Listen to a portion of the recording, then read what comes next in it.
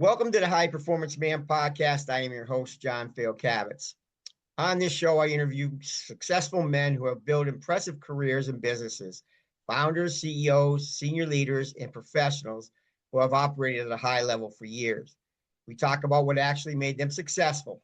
The goal is simple: to learn directly from men who have done it so we can apply those insights into our own careers, businesses, and lives and continue raising our own standard of performance. The show is sponsored by the Prime Performance Method. The Prime Performance Method is designed specifically for high-performing men who have achieved success in their careers but feel like their body and energy have taken a hit along the way. We help busy professional men regain strength, lose weight, feel younger without the long workouts, extreme dieting, or disrupting their demanding schedule. So if you're a high-performing man who wants to feel as strong and energized as you are successful, message me, John Fayocavitz, on LinkedIn. On today's show, we have Jared Quan, who is the CEO of Big World Network, where he oversees a nonprofit publishing house. Jared, thank you so much for coming on today. We're excited to have you on our show. Thank you so much for having me. I'm excited to be here. Great. Okay, well, let's first start out. What is Big World Network? Okay, and take us from there. Yeah, absolutely. Big World Network started as a traditional medium-sized publisher. Which is excellent. Started back in Iowa, published dozens and dozens of authors, and used a serialized format, like back in the day when you would read the classic Charles Dickens. Used to be episodic in the newspaper. A lot of people don't realize that. Right. So, like most publishers, as the industry grows and expands, they're looking for ways to adapt. And there was an opportunity for me to come on in the leadership for the publishing house. And we decided to move to nonprofit. And there's a couple of reasons why. Because you can imagine there's not a lot of nonprofit publishers in existence. No, not really. No. Wow. Yeah. Part of the reason was we wanted to have access to different kinds of buckets of funds. You can get grants, you can get donations. There's different tax write-offs, of course, because you're nonprofit, which is excellent. But one of the great things is we were able to then acquire authors who have great writing, not just because we feel like it's trendy enough. Traditional publishers have to. It's forced on them. They have to say, this book can sell, therefore we will publish this book. But if there's another excellent, well-written book, but they don't think, there's too many vampire books on the market, we're not going to publish this one, then it's left by the wayside. And there's a lot of amazing written material out there that does that. Yeah. So we moved to the nonprofit. We then started getting those grants and things, so that allowed us to accept authors whose work is well written, ready to be published, regardless of what trend is. On top of that, it gave us access to different pieces of the community to educate and help future authors to grow and expand their skill set to then maybe consider with us, and if not, at least to be able to deploy in the workforce moving forward for themselves. Well, you've opened the door then for people that may not have been able to get in. Absolutely. That's the key right there, is people don't realize that it can be kind of an exclusive club in a way. Yeah. Where if you have enough money, you can go to all the writing conferences. If you happen to be located in the right place, maybe you have more resources at even the library right there. But if you live in a community that's either further from or overwhelmed, you just don't have access to those things. And therefore your skill is slower to develop, and you might get frustrated and might give up. And we want to make sure people have those skills. Great. Well, you also mentioned then you also have a second business. Well, yeah, I'm a senior account manager for a fantastic company, Mazuma Capital. I enjoy working with corporations and financing their equipment, multi-million-dollar projects, and making sure that companies can be successful and, of course, improve those communities. That's really like my underlying love, is when I can help a company succeed, because I know when they do, they help their whole community succeed. Right. Boy, so you got a lot on your plate there, boss, don't you? I do. And believe it or not, I'm on other nonprofit boards, and oh my still goodness, doing writing and other pieces. So I stay very busy. I'm really fortunate. It's also what's allowed me to have access to some great resources. You can tell just you talking about it. You love what you're doing. I do. Absolutely. I'm passionate. I could see it big time. Okay. So here's my next question then. With all the businesses and all you run, what is you think the most important lesson that you've learned so far that's helped you become successful? Yeah. I mean, there's the obvious that everybody talks about moving outside your comfort zone. That's a usual, that's a typical. But Yep. the one that I think has really carried me to new levels is that I honestly believe everybody I meet is a best friend waiting to happen. So people, Wow. as we know, when we walk into a room, survival instincts, we walk into a room, we see somebody, our brain tells us all sorts of things. It's like I tell people like the classic, like Sherlock Holmes, when you'd see him on the TV series where they walk in and he sees like a dozen things and it Yes. maps it out for us. Our brain does that, and we know this, that we make those assumptions. We're like, okay, I can trust this person. They're wealthy, they're poor, they're they're not educated, they're well educated. We make all those assessments, and sometimes we'll choose based on those initial assessments on if I'm going to even interact with this person, if I like them or dislike them. We start from the go just like that. And it could be something very subtle, That or it is could be something great, more, man. right, more broad, like maybe they're wearing something that's very religious or political or something. Right. I'm like, that doesn't agree with me, so therefore I hate you. I'm like, that's Right. not smart at all. That's, No. No. especially in the business world. You're like, you miss everything when You that have no happens. idea what that person can give you. Exactly. Or what you could do for them. Right. And so I believe that when you trust yourself to believe that they're a best friend, that when you get to know that person, when you get to hear their story and you're underneath and you're talking, regardless of those things you disagree on, which is fine, people don't realize you could disagree on a major thing and still be really good friends. Good friends. Right. Yeah. And it's becoming, as you're aware, Yep. rare for people to have those two traits where they could be good friends with somebody who they are polar opposites on any number of topics out there.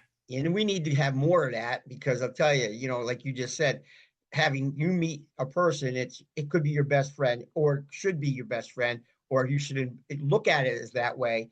And if they say something that you didn't disagree with, it doesn't mean that it's over. Exactly. And I teach these classes up at the University of Utah for their continuing education program.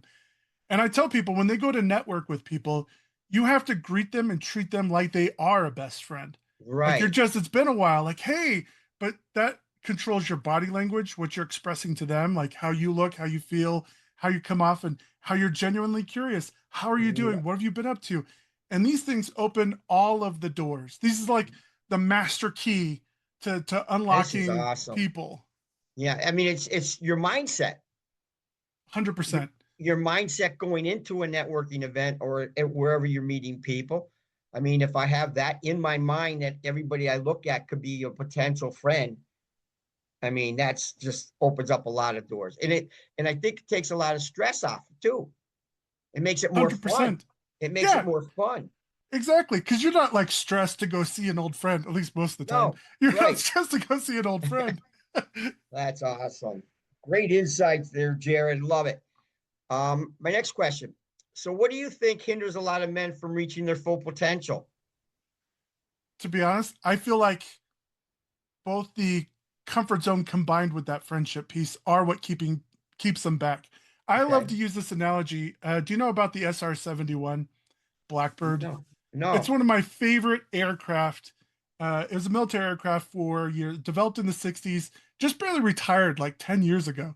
It was the fastest aircraft in the world. It had no weapons on it, right? It just had a camera. That's what we used to replace the U-2 spy plane. Tremendous. The thing had thousands of missiles fired at it, none of them ever connected because it's so fast. One of the interesting things about this aircraft is when it's sitting on the runway getting ready to take off, it actually leaks fluid. It leaks fuel and oil and other things. And if you were walking up to like a commercial airliner that was leaking like this, you would be like, "Nope, that's not the plane I I'll want not to be get on." on that one. Right? That's not. But it's designed that way because when it takes off and it starts pushing the boundaries of its speed and it gets to its maximum altitude, it grows 3 to 4 inches. And not only does it grow 3 to 4 inches to seal up all of those cracks and make it beautifully fast, but also it uses less fuel at its maximum speed and altitude, which blows Wow. people away, right? So Yeah. for us, going through our careers, there's a point where we feel friction. before we get to our maximum altitude, that uncomfort, right? And then trusting ourselves and then leaning into the everybody could be our friend, that takes us to the next level where Yes. suddenly we're friends with everybody, which takes a stress and load off of us. Everybody's around us supporting us instead of I'm taking on the world by myself or I'm dealing with all this stress by myself. Now we're together. Now we're hanging out and we're having fun and it becomes less stressful. So you're using less fuel or resources in your life Wow. to Yep. be way more productive, way more ahead of everybody else. Now, just like that aircraft, when we're just sitting around watching Netflix, which I love to do too often, we're just leaking fluid. We're like wasting resources, but it's comfortable, right? We're not Right. challenged. We're not pushed to do Wow. anything. Wow. What an analogy, boss. Woohoo. I mean, that's really good. Our audience going to eat this up.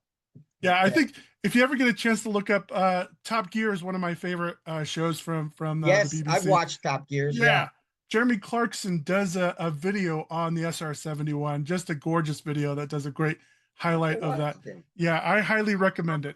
Yep. Okay. My next question, Jared. For most men on the road to business or professional success, other areas of their life get sacrificed. What's been one of the areas of your life that has suffered during the course of your businesses? Okay, if anything, but where would you like to be successful now, too? So it's like a two-part question there. Okay, Sure. is something suffered in your life while you were building your businesses? Okay, and where would you like to be successful now? What part? No, you're spot on. I mean, there's always sacrifice when you're especially leaning in to gain something in these other areas. I've definitely sacrificed moments with my kids. I've got five wonderful children, and moments with my wife. But the difference is, like, it's not fully like I ignored them and then I was that stereotypical movie business dad who doesn't show up to the little league game.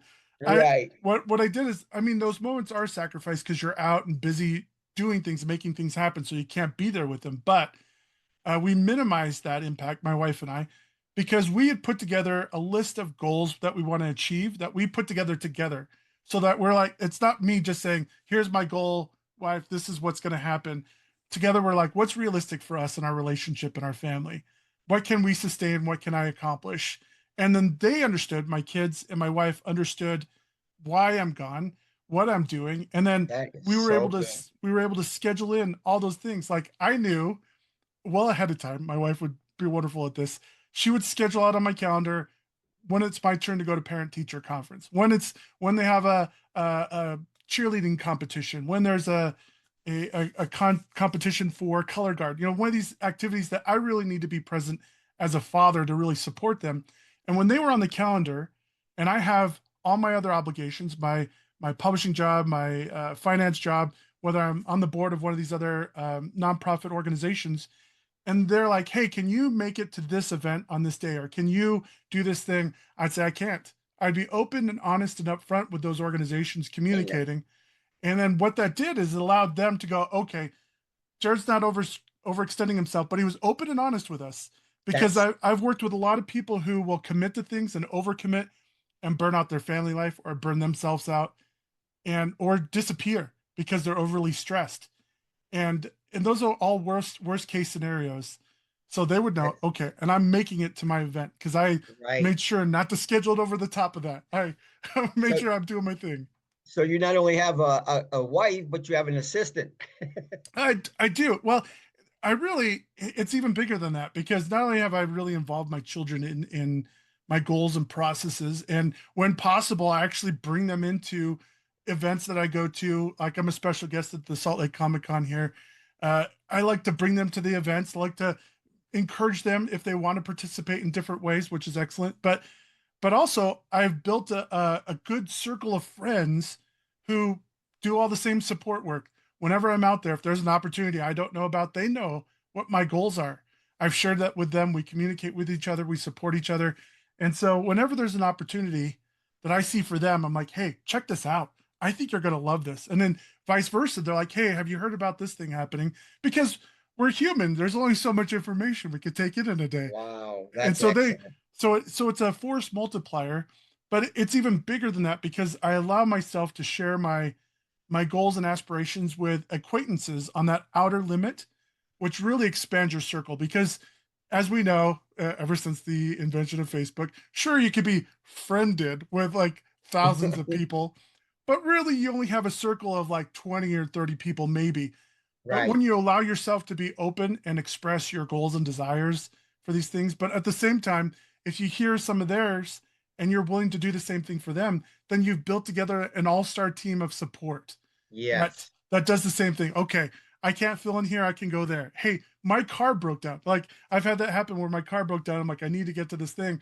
I've got a full support group. It's not just me going, I just guess I have to cancel. Yes. Right? That's It's excellent.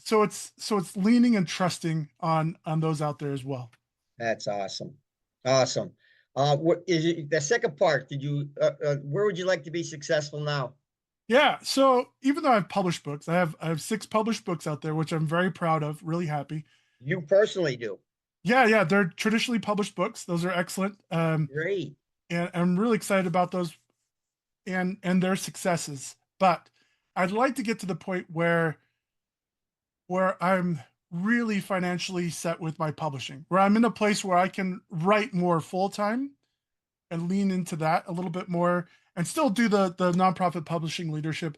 I really want to continue to give those resources to the community and help people, but I'd love to be more successful in that area, which is challenging because publishing is fickle. Right. It can wherever the wind's blowing. It could tomorrow my book could be a New York Times bestseller for no reason at Right. all, right?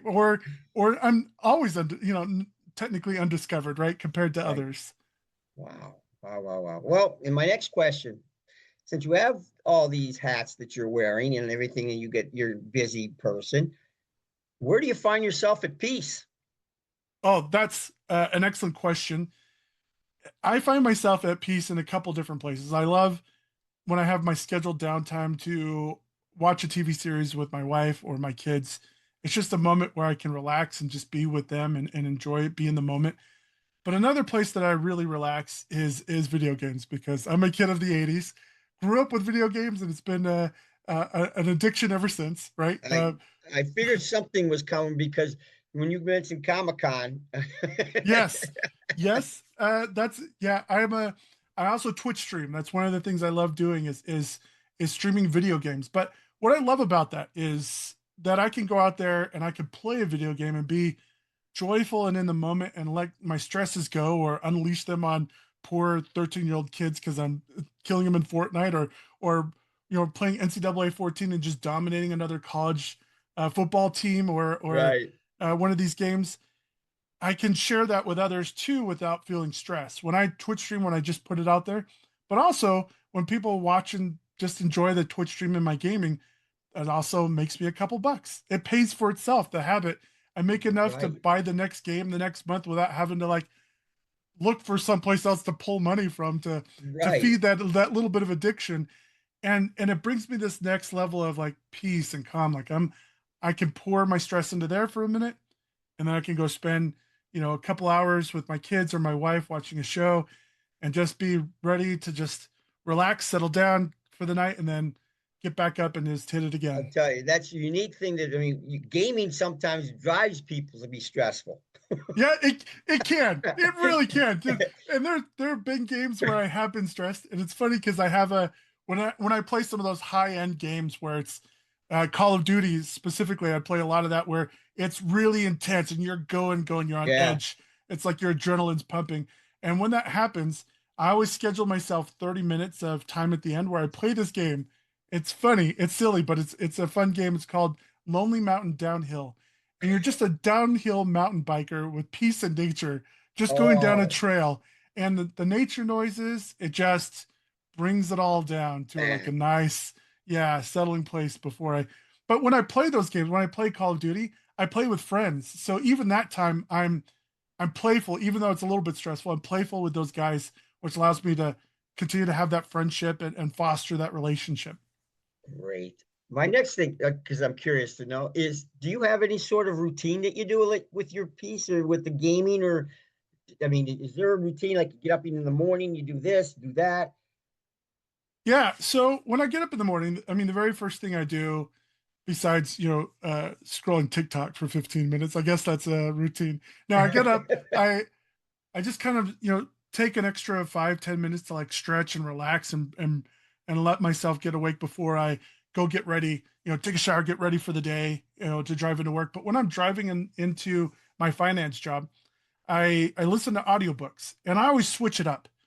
And this really preps me for the day, right? So I've listened to more books I think than I've ever listened to it in a 6 month span in my life. But I've been able to absorb high fantasy like Brandon Sanderson, but then Mhm. I've interchanged that with the autobiography of REM because I like the band. And then I was able to plug in Never Split the Difference, which is one of my favorite all time business books. And then I was able to slide in this great YA series called Scythe. And I'm Wow. able to just absorb these books and stories, which as I'm driving into work, it really gets me into a great mindset. And then when I drive home at night, I'll listen to podcasts or music depending on what my mood is, right? If everything's going great, then I'll listen to some podcasts.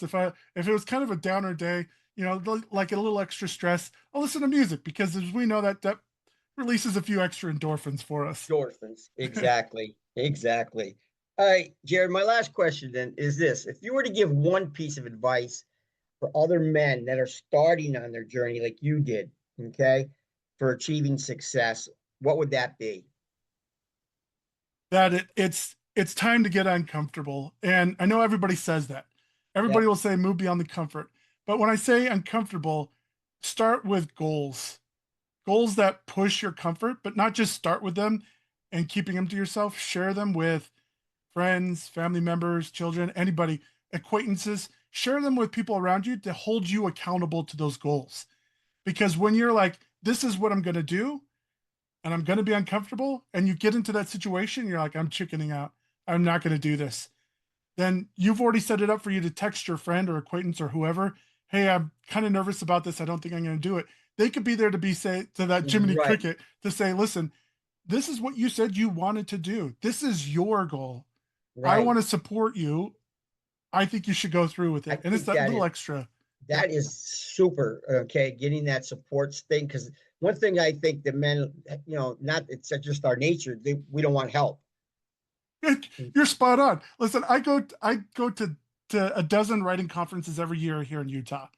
And there there are very few men who go to the writing conferences. And it's not because there aren't a lot of men writing, but men have this mentality, and I even had this for a while, of I don't need help, or I've got YouTube, or I could figure it out on my own, or I could read some other book that's gonna do this for me. I wasn't open to seeking out help to help me move forward. Right. And that's one of the biggest reasons why I started this podcast, because this is new for me because I had a brick and mortar gym and I'm moving now from there, okay, to a platform of helping online. Okay. And I wanted to get some insights of people who started their own business and how successful and what they did. And that's why I'm seeking out this. And this is why I'm doing the podcast because I'm getting so many different things. You might think that everything is the same, but it's not. In some shape or form, it's different. And I've just gotten all this library of all these things that I'm learning. And that is just super. And I think the other thing is distractions. Okay. We have so many different things that we can go, what we call the shiny object syndrome, right? Or the shiny, okay, I'm going here, but this guy can do me better, help me better, or this guy promises me this. And then, okay, I'm going to stop doing what I was thinking I was going to go, and I'm going to go to this. You're I spot mean, on.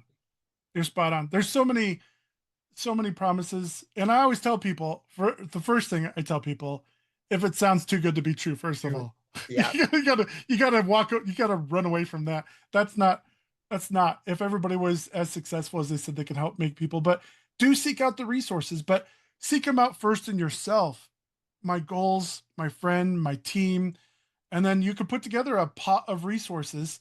Like I have a really good friend who's a tremendous editor who loves to read my work before I submit it to publishers, right? Which is a tremendous resource that uh, I love and support him any way that I can. I'm like, what can I do for you? I've helped him get onto Comic-Con panels. Excellent. It's a friend repayment. We're both moving forward together. So find those resources, get your group together, put yourself out there to meet new people. But yeah, the shiny is hard because distractions are easy. It would be easy for me to just play video games every night and not write any Yep. books or not care about publishing or do this. That would be so easy. But just like the SR-71 analogy, it's realizing, okay, where's my goals, and my goals really dictate where I put my time and efforts.